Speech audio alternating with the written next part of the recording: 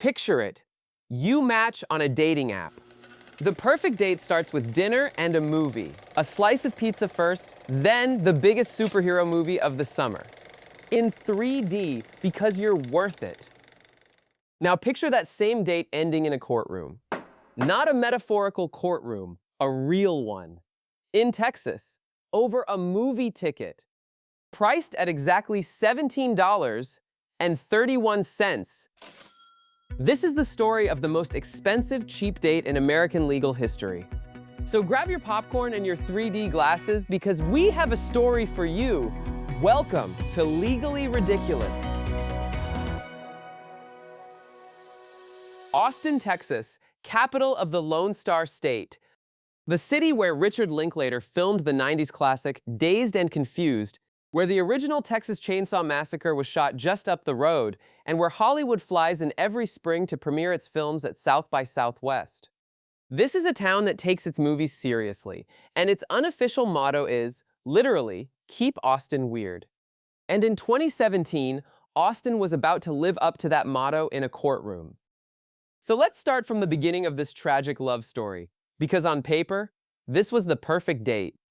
May 2017. The man, Brandon Vesmar, 37, of Austin, Texas. The woman, someone he matched with on the dating app Bumble.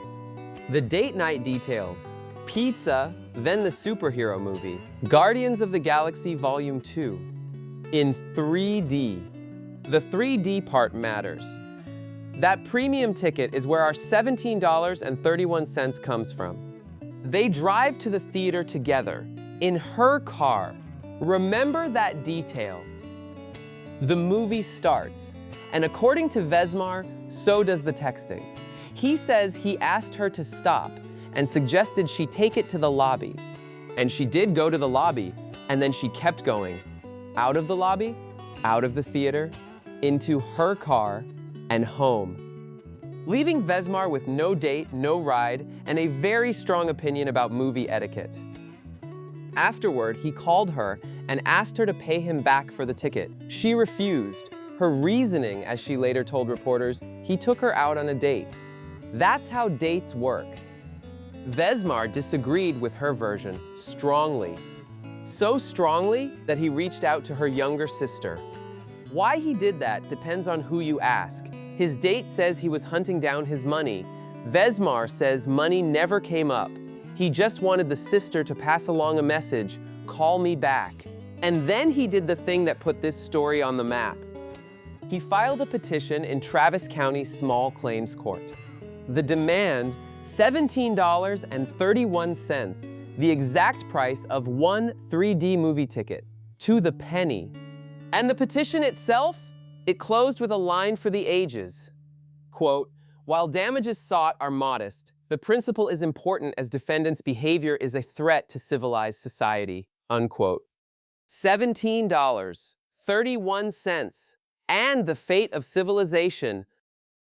Now, normally, this is where the story dies, a $17 claim tossed out and forgotten. Instead, a local newspaper, the Austin American-Statesman, found the filing, and the internet lost its mind. Within a day, Vesmar wasn't a guy with a small claims case. He was a folk hero. One pop culture site literally called him a hero. James Gunn, the director of the actual movie they were watching, even weighed in on the story. And then came the most Austin plot twist imaginable. The founder of Alamo Drafthouse, the theater chain whose whole claim to fame is throwing you out if you text during a movie, publicly offered Vesmar a gift certificate for exactly $17.31 if he would drop the case. And here's the best part. The date didn't even happen at his theater. A corporation stepped into a $17 lawsuit at somebody else's theater for the marketing, and honestly, it worked.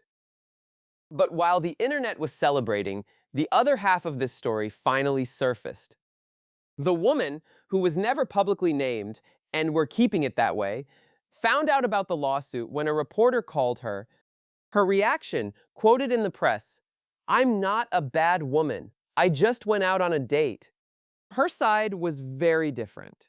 Start with the texting itself. 2 or 3 messages, she said. Phone held low. A friend in the middle of a fight with her boyfriend. It wasn't like constant texting. His count, 10 to 20 times. Hers, maybe 3. Somewhere in a dark theater, the truth sits between them. And in a statement to the media, she went further. She said she left because he made her feel unsafe. And after he contacted her little sister, she told reporters she planned to seek a protective order. Suddenly, the internet's fun little story wasn't so fun. The debate flipped. The question was no longer, is texting during a movie a crime against society? The question became, which is more ridiculous, texting through a movie or taking your date to court over it? So, what did the court decide? Nothing.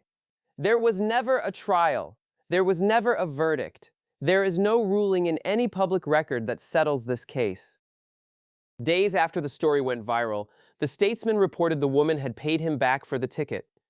Vesmar declared victory. In his words, he'd won a point for civilization. She never said another word publicly.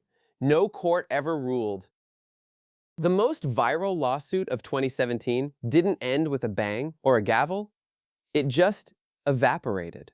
$17.31 of pure chaos. And the official answer to who won is a shrug. Let's rewind the madness. A first date started with pizza and a superhero movie and ended in small claims court.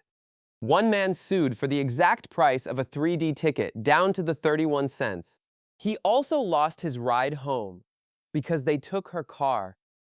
A movie theater chain offered to settle someone else's lawsuit as a publicity move.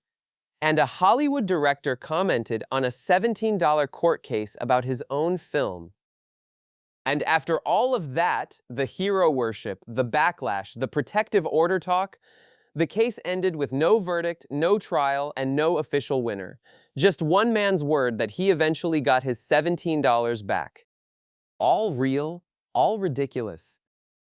So, what's the final verdict? That one is for you to decide. If this story made you rethink your first date or movie etiquette, hit like and subscribe, because at Legally Ridiculous, we've got a whole docket of lawsuits you won't believe are real.